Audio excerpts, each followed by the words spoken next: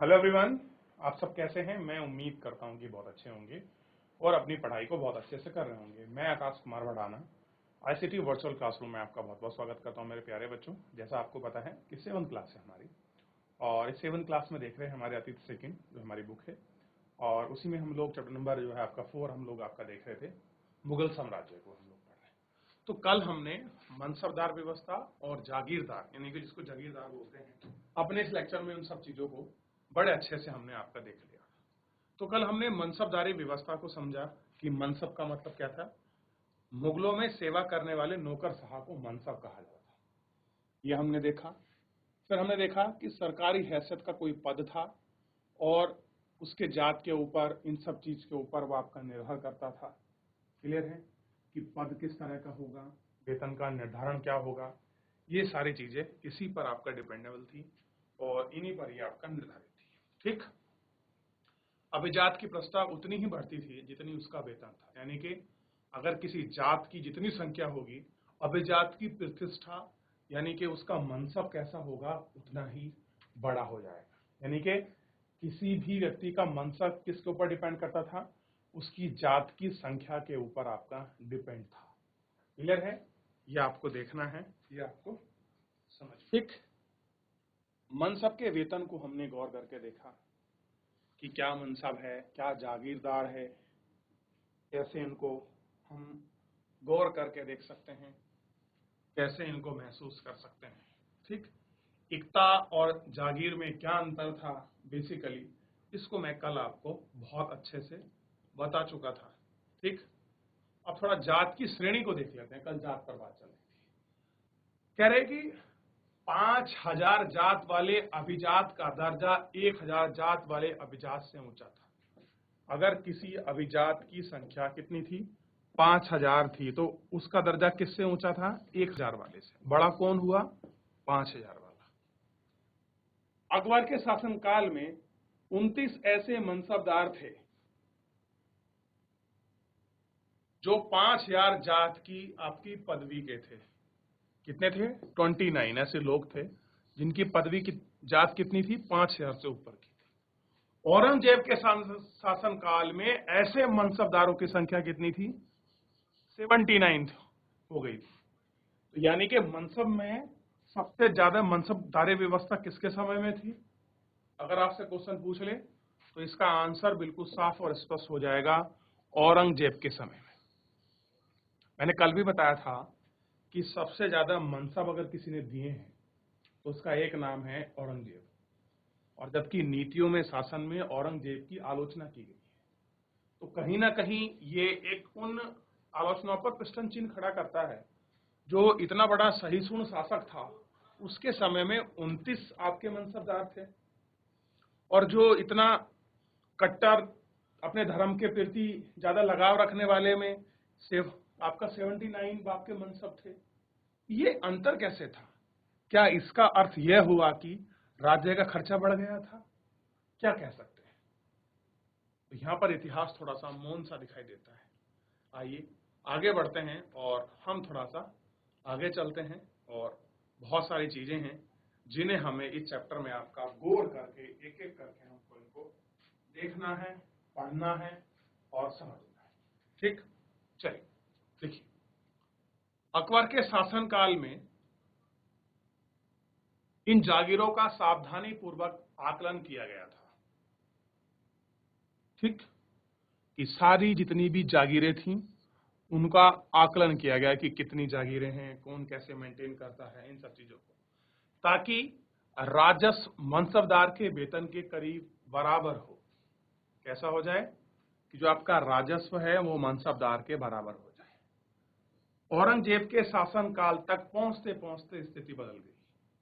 अब प्राप्त राजस्व मनसब के वेतन से बहुत कम था। अब समस्या क्या आ रही थी कि राजस्व कैसा था?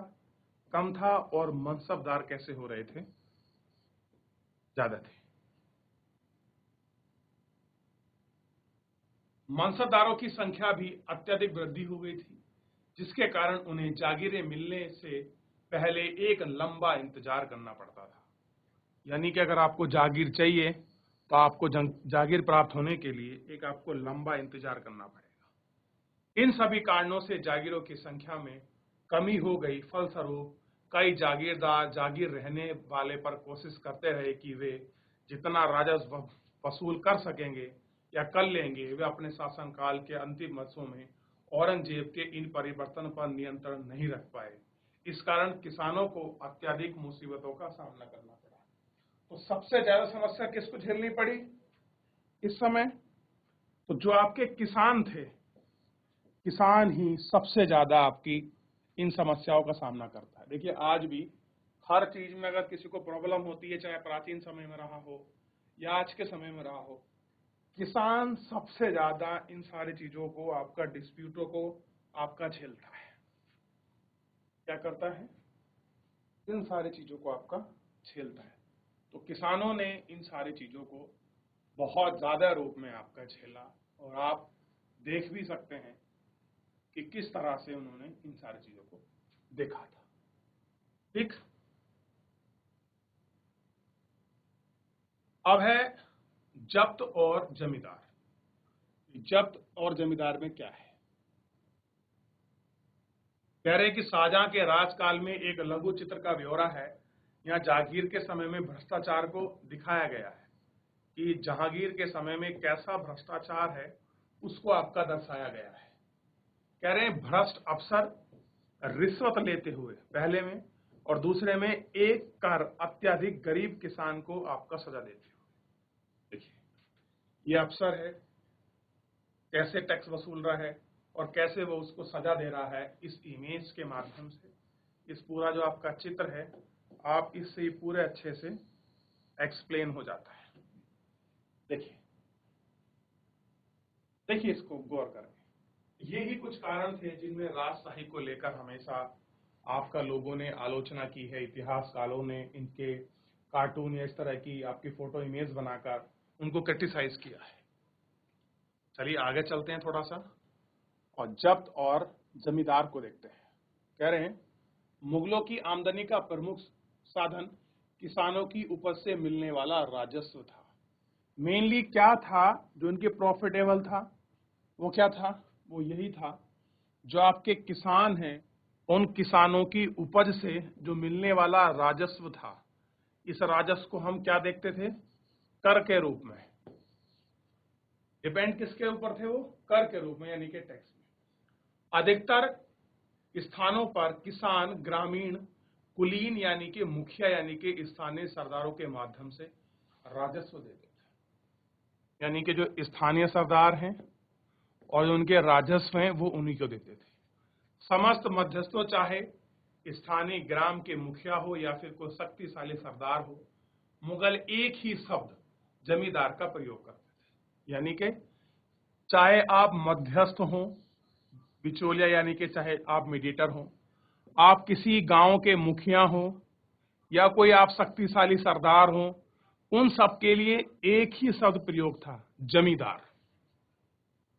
तो यानी कि चाहे आप गांव के मुखिया रहे हो, किसी के आप क्षेत्र के सरदार है, कुछ भी हैं, आपके लिए एक ही शब्द है कि क्या? तो मुगलों में उसकी व्यवस्था का नाम था जमींदार। ये जमींदार है। ठीक, यानी कि जमींदार कैसे वर्ग को दिखाता है? एक शक्तिशाली संपन्न वर्ग को प्रदर्शित करता था मुगल शासन के समय में। चाहे वो मुखिया हो, किसी चीज में मीडिएटर आपके मध्यस्थ रहे हो, कोई शक्तिशाली सरदार या कुछ भी हो, वो क्या है? सब आपका ध्यान रखना है, वो जमींदार है। अब होता क्या है, इसी समय आप देखेंगे अकबर के एक राजस्व मंत्री थे। इसके अकबर के राजस्व मंत्री टोडरमल नाम था उनका। बड़ी फेमस रही टोडरमल की व्यवस्था। उन्होंने 10 साल के लिए, यानी कि 1570 से 1580 के समय की बात है, 10 साल के लिए उन्होंने एक व्यवस्था चलाई। ठीक, अब वो क्या व्यवस्था थी पढ़ते हैं। कृषि की पैदावार, कीमतों और कृषि की भूमि का सावधानी पूर्वक सर्वेक्षण करना।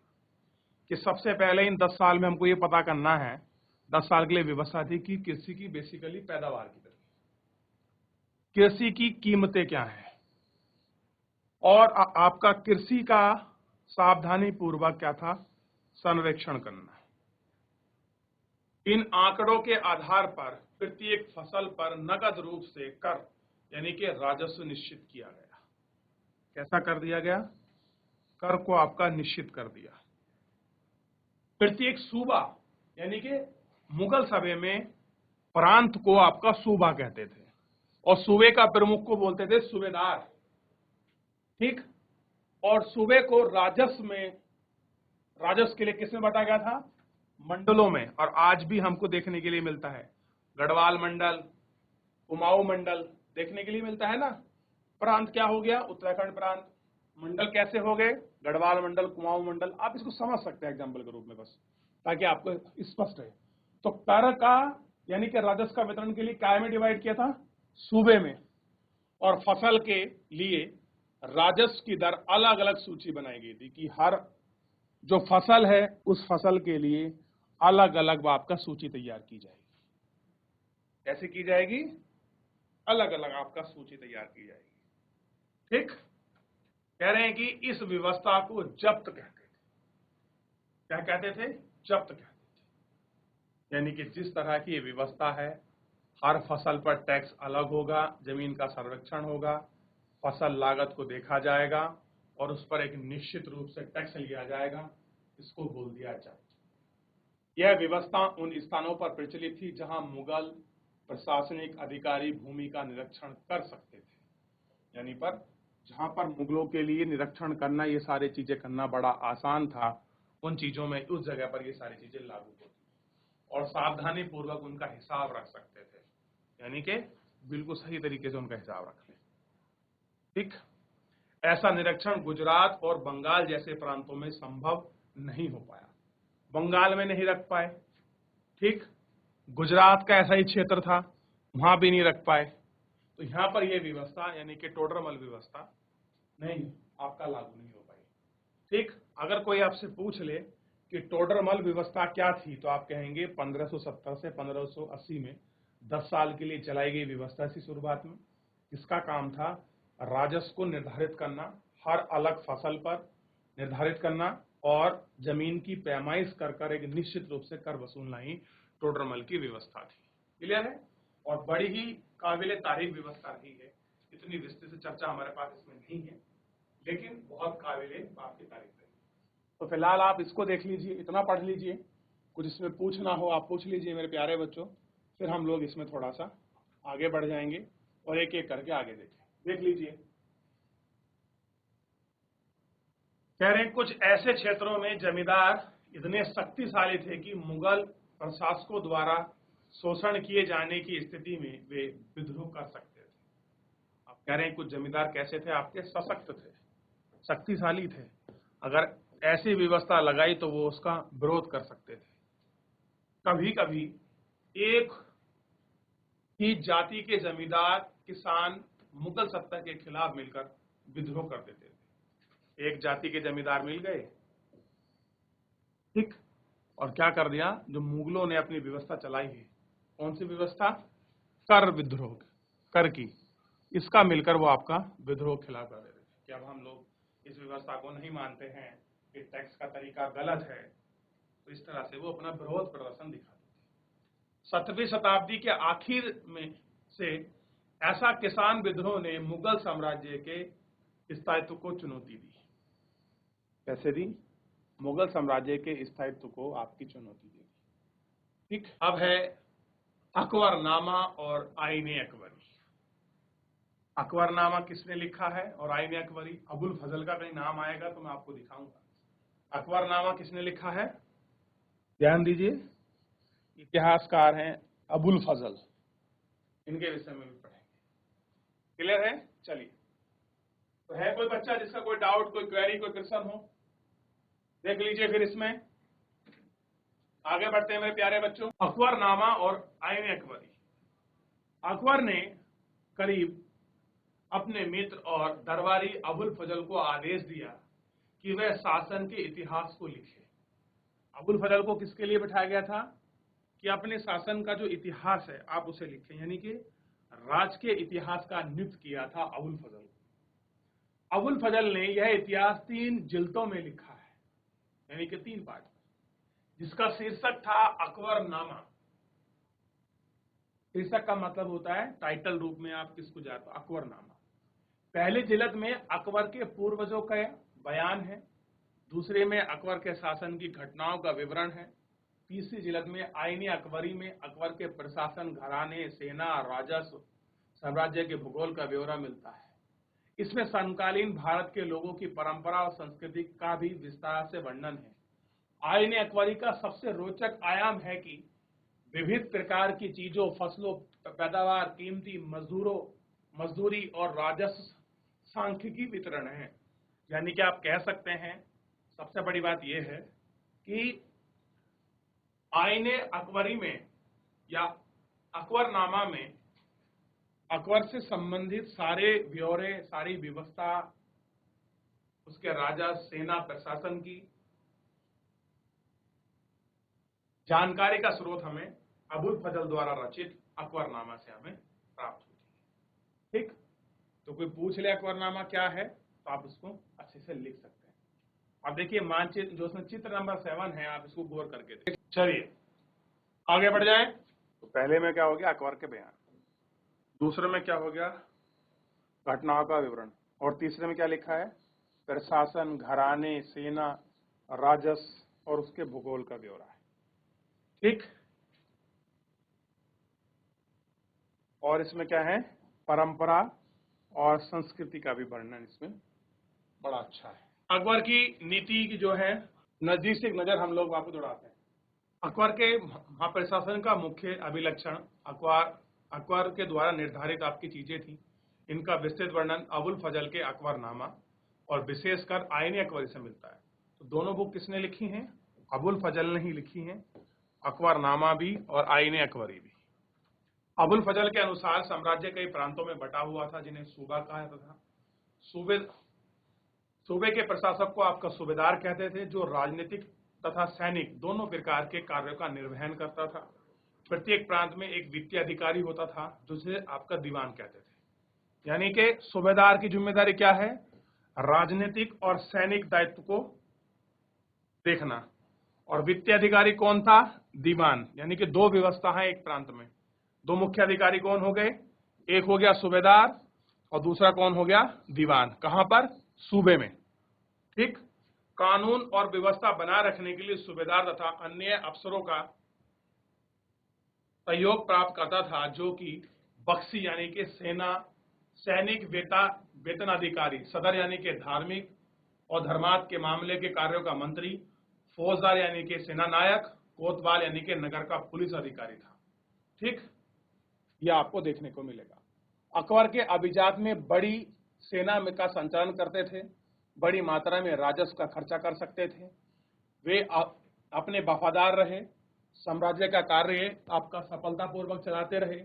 परंतु 17वीं शताब्दी के अंत तक कई अभिजातों ने अपने स्वतंत्र ताने बाने बुन लिए, यानी कि कुछ लोग उनसे फ्री हो गए। साम्राज्य के प्रति उनकी वफादारी के निजी हितों के कारण आपका कमजोर पड़ गए, यानी कि वो क्या हो गए, अपने स्वार्थ की ओर ढल गए। 1570 में अकबर ने जब फतेहपुर सीकरी में था, तब उसके उलेमा, ब्राह्मणों और जो आपका रोमनी कैथोलिक थे और जो आपका और अन्य धर्म के धर्म अनुयायी थे, धर्म के मसले पर अपनी चर्चा शुरू की। चर्चाएं उन्होंने बनाया इबादत खाना। अकबर की रुचि भी विभिन्न धार्मिकों के व्यक्ति और रीति रिवाज में थी। इससे विचार विमर्श कर अकबर की आपकी समझ बनी, जो विद्वान और धार्मिक रीति और मताधार पर बल दिया। वे अक्सर कट्टर होते थे, जो उनकी शिक्षा प्रजा के बीच विभाजन और असमंजस पैदा करते थे। यह अनुभव अकबर को सुलह ए कुल यानी कि सर्व मैत्री शांति के विचार की ओर ले गया। सहिष्णुता की यही धारणा विभिन्न धर्मों के अनुयायी का अंतर नहीं कर रही थी, अपितु इसका केंद्र बिंदु थी यानी कि नीति शास्त्र की एक व्यवस्था जो सर्वत्र लागू थी, हो सकती थी, यानी कि हर जगह हम उसको फॉलो कर सकते थे, जो केवल सच्चाई, न्याय और शांति पर बल देता था। अबुल फजल ने सुलह ए कुल के इस विचारों पर आधारित शासन दृष्टि बनाने में अकबर की मदद की। शासन के इस सिद्धांत को जागीर और शाहजहां ने भी अपनाया। अब थोड़ा सा आप गौर करके क्या है ये देखिए एक बार, जहांगीर के दरबार में नूरजहां का प्रभाव ने 1611 में जहांगीर से विवाह किया। तो मेहरुनिसा कौन थी? जहांगीर की पत्नी थी। उसने जहांगीर का खिताब मिला, नूरजहां का खिताब मिला। क्या मिला उसको? मेहरुनिसा को किसका खिताब मिला? नूरजहां का। नूरजहां हमेशा जहांगीर के प्रति अत्यधिक वफादार रही, उसको समय समय पर सहयोग देती रही। नूरजहां के सम्मान में जहांगीर ने चांदी के सिक्के जारी किए। देखिए क्या करे, चांदी के सिक्के, जिसमें एक और स्वयं के खुतबे उत्कीर्ण करवाए और दूसरी ओर वाक्या रानी बेगम नूरजहां के नाम से गढ़ा हुआ था। यानी कि एक सिक्का था जिसमें एक तरफ उसका नाम था और दूसरी तरफ किसका नाम था? मेहरुनिसा का, यानी कि नूरजहां का नाम था। बाईं ओर दिए गए दस्तावेज नूरजहां द्वारा जारी किया गया आदेश, आदेश को फारसी में बोलते हैं फरमान। चकोर मोहर बताती है कि दुस्ता और महान महारानी नूरजहां पद्मशाह बेगम का आदेश गोलाकार मोहर के अनुसार शाह जहांगीर के प्रताप से महारानी चंद्रमा जैसी वैभवशाली बन गई थी। हम कामना करते हैं कि नूरजहां पद्मशाह के इस युग में सर्वोत्तम महिला बने। कैसे उम्मीद की गई? सर्वोत्तम महिला बने। ठीक, चलिए ध्यान दीजिए। तो ये सारी चीजें थी नूरजहां के बारे में। अब देखिए, अब एक ये है आपका अकबर द्वारा बनाया गया इबादत खाना, जहां विभिन्न धर्मों पर बैठकर अकबर अक्सर चर्चा किया करता था। देख लिया? चलिए, सुलह कुल। देखिए, अकबर की सुलह कुल की नीति उनके पुत्र जहांगीर ने इस व्यवस्था का वर्णन किया। ईश्वरीय अनुकंपा, अनुकंपा का मतलब है भगवान का आशीर्वाद या प्रेम, के विस्तृत आंचल में सभी वर्ग और सभी धर्म के अनुयायी की एक जगह है। इसलिए इसे विशाल साम्राज्य में इसकी चारों ओर सीमा केवल समुद्र से निर्धारित होती है।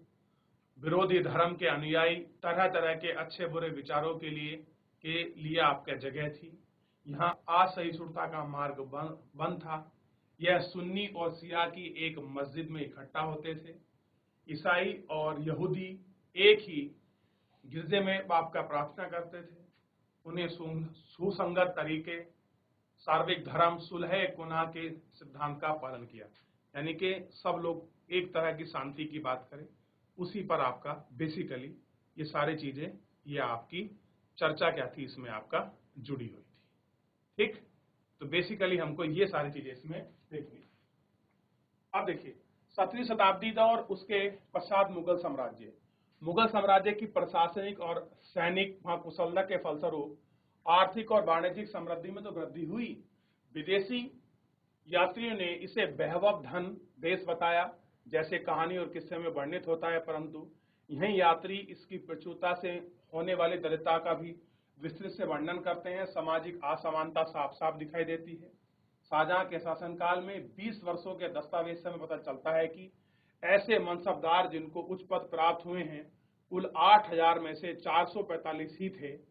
कुल मनसबदारों की एक छोटी संख्या 5.6% ही साम्राज्य का अनुमानित राजस्व का 61.5% उनके स्वयं आपके सवारों के वेतन के रूप में दिया जाता था।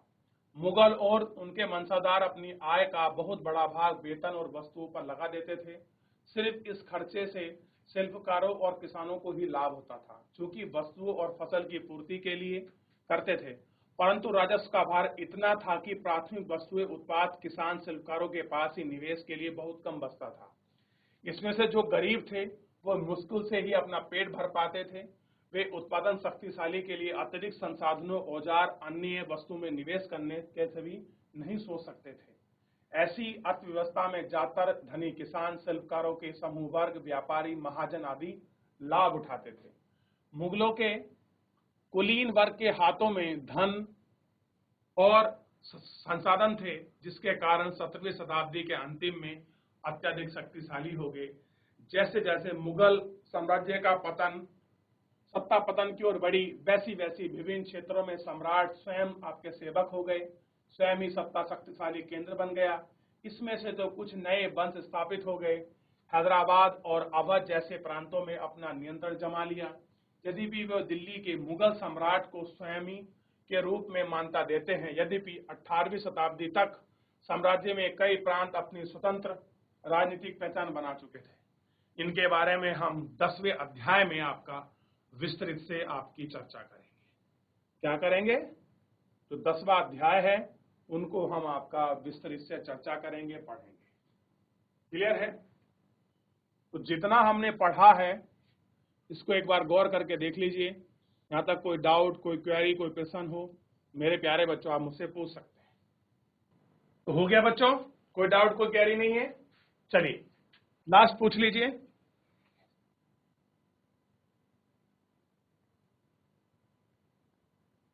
तो मेरे प्यारे बच्चों फिलहाल आज के इस लेक्चर में इतना ही। चैप्टर हमारा समाप्त हुआ। मिलते हैं नेक्स्ट लेक्चर में। तब तक अपना ध्यान रखिए, स्वस्थ रहिए, अपनी पढ़ाई को बहुत अच्छे से करते रहिए। मुझसे जुड़ने के लिए आपका बहुत बहुत धन्यवाद।